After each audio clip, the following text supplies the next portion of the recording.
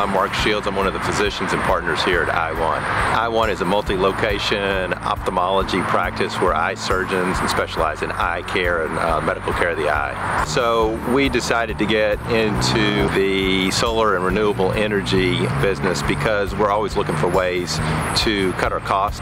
We put solar panels on our Fishersville office, and that cut our energy cost by about 1/3, and then we decided to move on to other offices and put them on our Stanton location as well. We're heavily dependent on machines that are energy intensive. This helped us both cut cost and do it in a kind of way that was environmentally friendly. So it worked out well for us. It was a process where we had to work with multiple entities, but from our standpoint it was a relatively straightforward thing to do because Altenergy handled a lot of that.